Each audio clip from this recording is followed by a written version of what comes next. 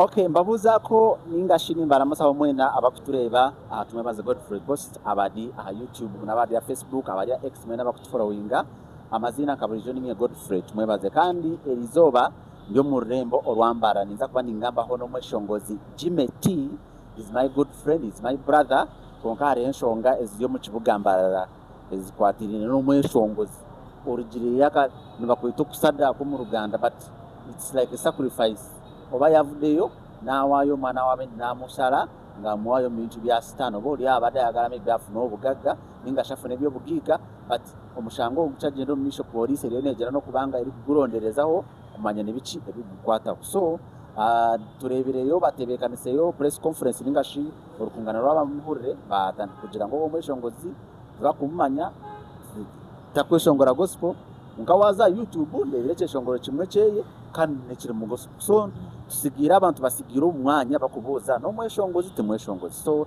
byo twenda kumanyera izoba, so natambura n'abantu kandi ko mu kibugambarira then mbanze kumanya ebyo bintu namazima ningashi temazima nanisha brother wanje ningashi muganda wanje abanze baramuseho abe yanjurire then tutandikiraho bazora musaba kutureba nimbara musya omuzina lya Yesu mukama wetu Yesu Kristo ndikugira nti mukama asimwe abukuba nienda musyo kama wetu eya tusigire. How is Mbarara ebonire akashana kabeka turukara konkati tureba kashura kana kukatantire kuyiza ya twatakukodera so nanira tutandikiraho ko semboze iturebero mu mahurire ne tutambura umushongozo bakweta DJ Lev in fact bongereho muno mu umunyamago banyamago ya something like that nyamago ya nashije cyane cyo rukono nore akibayo bareba spring umushongozo gwembozi yo jihurire ningatoka jihurire ninge tubasa kwantugambe bintu kuntu ya bitari nko mweshongozi kandi ko umuntu ari mu industry ikintu kikwasa kubaho umutena following atana kimaka ndi umuntu ari informed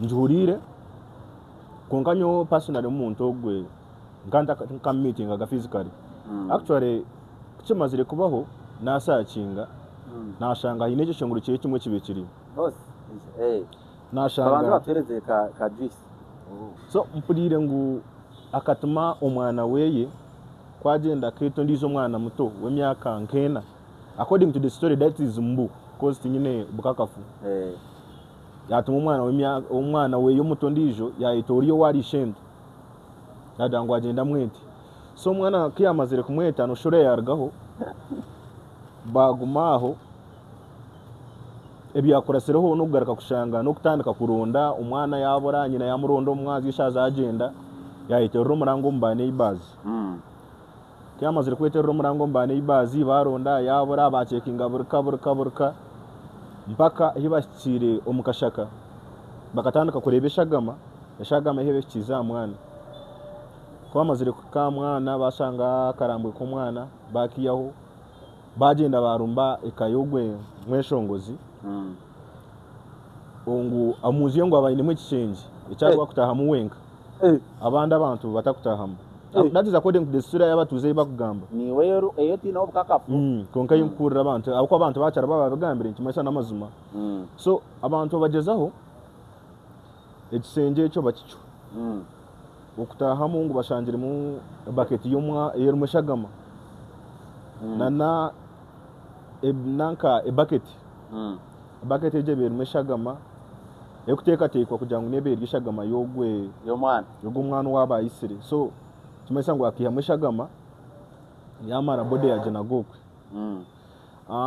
kamazire ko amazire kushanga byona nyina yajyateje n'imyenda y'umwana wanje bakumfaminga nuko namazima nuwa yamwita so abatake bakozire baza aha bintu byeyi amatungo emitumba bibyona babicwanyaguza byahwaho ahabwe kinuga because no manya umuntu wamara kwata umushagama umazima ko gishagama y'umwana muto abibure kugira ngo umuntu koyi sarara ni orgitsarara so no sabe cyane kibamenda gukora konga police arakukirikaho nuko kubita Amerika mu kwa violence because that ni wita kandi wakore ikindi kibi so bamutwara police Yesu barumba cyondoza ko ngati nkamya nkore cyamane cyo kucyondoza kandi umuntu wamushanganishaga mu munzu ye umwana yabura umuhoro wagushangaho bona kibasha kwereka ngo nubwo yita so nuko kubigenzere bityo no mpuriya bamwe mbajangu tumweshongozo wa gospel ki nico nanda kubuza no mweshongozi timweshongozi actually cyo kusinga kumushasha muri byona no kugira ngo mpuriye ngo abara na cancer konka ati kuko umuhereza wa ruhanga no shahine ki endireze etare kuzamagara gawe ekintu cyo necyo kwa nokora mbamba ki relating nature so ebyo bwa cancer ebya kibyo nababirekire bayibimbize cyo kweshongora kandi Bible nkukwe kutugambira omu Matayo zit ogwa mushanzu 12 something like that ngu tuburyo mwana kwetiza kadangu ruhanga ngu ariyataho mukama bwiguru apana kuyaba korebyo ebishemeza tatitu omwiguru atiko kuza kureboreba ngu nibinja bo kweterera ngu nabaruhanga nanga benda kukora ebintu byo kwenda kushana nkebyo konka amazima batari bwa ruhanga so takaba mweshongozo wa gospel ntumu disowning for one reason because ebyabe nagamba ako ono wakora cyo chongo cyana message yerumu ate byakoze nibyoreka kiya cyenyine wakana abijumerera konka y'abantu yabikora so mwena ati njuma isango ibyabe nakora abe nakora kushima ngo nekibi ashimwe mutaka mwejurira abanchi mutambanze mamwe tamkagambana ningaye murebera public reaction mpurire abicyaro mbagira ngo batura mbamuteka tumurundu gukubanza mbateka hine binte byatura nakore nyuma konga bitura mu ngambo so mpaka strong ebyo ebitura mu ngambo na you do strong mwenu captain confirmation no mamuntu nabwe kukugira izina ebyo kwa company ngizina ryomba bye bintu byinshi bagamba we kibagamba kiriya no tantiro ruhanga we nkawagurikayo akakwiha mukono inse kamanye cyori and kingada ngugamba nawe ncyako bintu bakikire manya nkakumweta gamba nawe ruhanga kukwiya planning njiri no master yone kubiha bihe ku essential because abari mweshongozo wa gospel konko mukoshongora kweye insi eketa kamugamba ho gate so stand yake kumara kwana kayakwe ate kuyame mukono usigaye shwa ekuzura hate muzwekire busha ebirunjo kashanga yine nebirunjo byarakoze ko ngati bakasoundingaga mwene ko kubatara umuntu omugumisiriza ombuherezo obu okadoti nyo kampereze mukama njende mpora then mukama no man kukubori inkomu rugendo uri kuvuga motoka wori umujamu ha chaka ready you have to be patient mpaka green hair chiro kasimburo kagenda konka de moment wa force ngo mu ready ngo gende nibyo bintu nkebyo kutomera kwenda kufuna izina ryamangu oteka ngo harimo ubwiga because sacrifice Bible yekutugambiraho negamba the living sacrifice, that is Romans 12:1, living sacrifice, which is your body that is accepted by God in a true worship. Hata je ni worship nanka ni sacrifice egamba konke bibistane ke kugenda yakubiha manko kusharo eshagama mawajirote no funo bugiga hata bugiga bwafunire n'ubwo aso ne message iki eyo kubasa kwereza nkabeshongozi abakwenda ubugiga obwa speed obwa mango bakakana kwenda pika sadaka abana babana ikiyo muhereza message yo kubahereza meni nizagamba abeshongozi bita ba gospel oyine kutima ngo obu no buhereza tumurumo ngogurumu ngofune sente. The only way okufuna sente no kugenda okakora fune kinde kirakutahize ohereze mukama omukuyikiriza omumazima ombyora abe no kora byona omanye ngo sitana kiza kwiba no kwita no kucwekereza iwe muherezo omumazima mpaka hara akure kurre akakublessing you can serve him korabira umukweshongora kwawe then obwire bwambu komisho a blessing emirimo y'umukono yawe. So there is nothing like quick reach tarawizina ryamangu. The problem is chanje twita nkabeshongoze no kujangu ntwenda ensetumanye omudakikemo. You want to be like someone who has been singing for over 20 years oteka no na singa nyesheme kubandi nkawo nico kurete mutuma gwo warutaguze jire warano kore bitari byo kujangu obo wamani. Not knowing those people have prayed, they have been patient for all that time. So wano enda kujangu obeje kore seme kono ya urhanga ad blessing there's no nothing like hata ubwigo bwafunire mu kuga ko zireki nubwo insire mune emu expose injire yahindira rubusha because n'ubuce bwabayine buhwiro. You can imagine sure it is bad. Okay, so abakutureba nyine omweshongozi jimeti ku rugamba ara kandi tugamba of course biliyoni bitambura byo mweshongozi wawe bajya no mweshongozi wade abanyambara na mnonga beshongozi ndebere mu ba Peterson ndebere mu bahabona bemerire bagira ngaha ugutumwe shongozi Peterson in fact wabira ry'umukambo yagira no mufumu ayine bikari ayine chi so bamwigana then turemo kuhereza ubwire bw'indi star musically. So what project do you have kiwe komu this year nje to gusarwa hagati almost yeah turimo tugutwara tugikarwa hagati this year I'm planning for something. So think I direyo openere ku kibanjurira abantu, but generally we are doing music. Yes, but we are doing music and we believe we have already gotten the dates and what we are planning. We are just waiting the right time kibagambira, but what we can assure the public, we have something this year. Any project this year? Maybe some of your business this year? Actually, me, I have many songs. Mazire, I have taken 2 years in Murimbar, the Kampala, and in that period I have done. Yes, that's why I'm that's why I've been in Kampala. I've been working with a certain media house actually. Yes. I've been working with Google TV. Yes. Ask Brian. But I've been producing gospel show. I've been in Tarachagambri Munonga. But Google TV, they are my good friends. Yes. From Prince Raneki, Prince Nick, sorry. Like Google Day. So Google I've been working with Julius, producing a gospel show. So, but at times I'm someone. Yes, I'm someone who atakunda. But no, it's sometimes. And I've played Western music. Now I'm back in Western for work and for ministry. That's why I'm saying this year I've been singing. No. I'm not joining any other media house. No. So what's a media house? You said you're not joining any media house? No, I said I'm not joining any other media house. I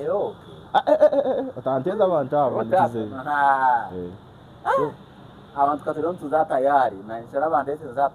By the way, it is a good one. It is a good one.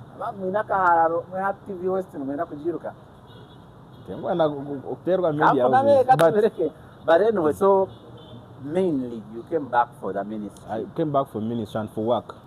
I'm not back in Western. Because so, when I left this side, now I'm musically on ground. I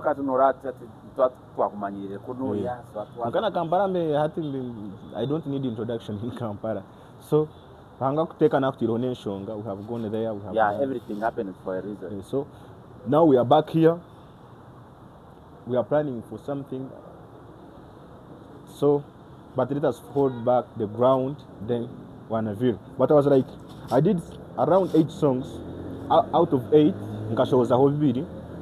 So video? Audio. I still have 6. Then I'm releasing video for Better Days. This one has been there. Musically, Sagoman shows Ampora. Okay. Yeah. So abantu bagambira umuntu yananda ku finding a music wawe namushanga kahi then tugambere apart from music what else do you do? No man tujya gukora interview kuma ibesho ngoro waisabinga videos inga kano muto shango ineka business then ndikubasa present bad yeri ka restaurant ni jandio wa kana wanchi ni ya kando in a business. I have a restaurant in Kampala. Turemwa abantu kuja kubajira by the what you know I have a restaurant in Kampala. Makerere Chikoni. Can you imagine in one? Yes, Makerere Chikoni. Nka you no manya actually the same route one on Suma Agugude TV. There is a road that Iban one crossing one za akanani wamara kushara mbatabita aha koka mini sa apple yenyine Yes. Aronka aro misidi. Ninga notaka chira oirocom. Norga at katorogwa akasubi. Norga ayu ananka awasemfuma oyambuko kikaruguru. Then harucha toro wanyu. Waretwa kasubi. Yes. Waraba UCC. Wayambuka waza ko wazo. No, haza toro wanyu. Then haza hucha tora nanka haruchindo ochiro opposite. Chayonjera higuru. Tinkwata chayonjera higuru harucha opposite. There's this one. Harucha tora kanani. Harucha gumza moruguru. Then cha chama. Wano kasubi henyini. Yes. So no garkanka. Noni ngarka. Wano zaka gampara mbwenu. Is it yeah? Yes, that's the area. It is called Adonai Restaurant. Sati aba Adonai narga nyonze yondiye. Gawo warga bakwereza. It is not gamba karukuzana mkani jano chelewe chinani gamba. It is there. And tata mwese aba yibi mwena be Kampala mwino kuja tuwa village net. Ngende wali kwa Adonai Restaurant awo muchikona makerero basiba. Basiba we makerera obo. Kati wetubera music people want Brian Monga ali awa Brian simutegera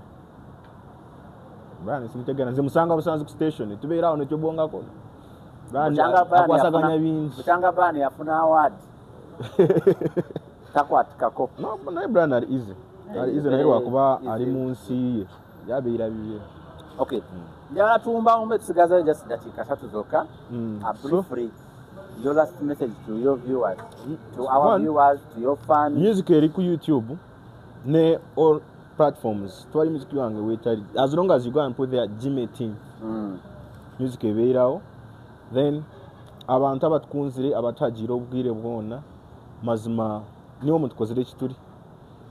One advice to our fans. Ndebira hatu batanga kuteka makantu mabeshongo zwa gospel hatu ntibatina musadaka abantu numukora ki anta bori ekibaresere kiri one omuntu no mureba nko muntu and amisho tugateka ruhanga tagateka muntu tandebera omunonga jime ebindu kukora amisho gateka ruhanga kinda kwese cyeshongoro get the message let it bless you konga kinda agire hinashobya otari mwigura bwanyu. So let's keep God is real, we serve him, we worship him, is the only way. Maybe I stand maybe akanya bwanya kandi kumare kugamo shwara. So mwe bari kunda kandi muganda wanje bari kundondaho niho risenga no kumbona mwe nganda bizomo kweba ka message ninje yo kusindika ngire masafta jigarika mbati nje ombesho ngo zakuno bwana niyo muntu takwasa kumara wiki atasinzire message nisima ruhanga manya ekiragiro kikuru cya ruhanga no kukundana kandi you people you added something on my life nyono muntu no buya kunkorera account when abaso butaka form nonga but the platforms that I got you have when you get a certain platform and it is having a big congregation basagaze second imbare abantu no syobwire bakoreba nko wamani aza kukwebwa buko bakutireyo no wakora kubi so mwe bari munonga kunkore kindi abenje kono batitorebaho bakaba amanda batwe tukuba wamani no kwepanga kutini. Okay kare abantu gariko beyanjorira amazina ni Jimeti omweshongozi wa gospel a worshipper and a businessman. By the way, are you a worshipper? What kind of music do you sing? Me, I categorize myself as a inspirational gospel artist. A worshipper? No. There are two things. Worshippers? No, there are two things. Inspirational gospel artist. Okay. Mainly gospel, it is what I do worship. Okay. Kari. Tuyanza genika shimwe bari mnonga twatura hano mutubye cyambarza omunsi y'amate no bochi so nanyine omushongozi Jimeti kandi yatugambira ngo ine business no mabeshongozi bindi nimbasa kwa mwine ni mweshongora but mumana bipendi njiro makanisa and I have a job in Mbarara bapereza manya bahasa tabajipa but the businessman ayino muri mukunu Mbarara kandi na Kampala ayine restaurant so nabwecho abari muri Kampala nabeshengereza wonora barabaho mukikonia o makerere kara Adonai Restaurant obase kwa niyo wagira ki wafuna wowe ikiwari afuna ikiwani niwe niyo wagira kitafari riwateka aha business ya mwana witu Jimeti namazina ganye Godfrey mwaze mukirize nande mu kibuge cyambarra mbasibire wano musibeje murareje bahanga bandi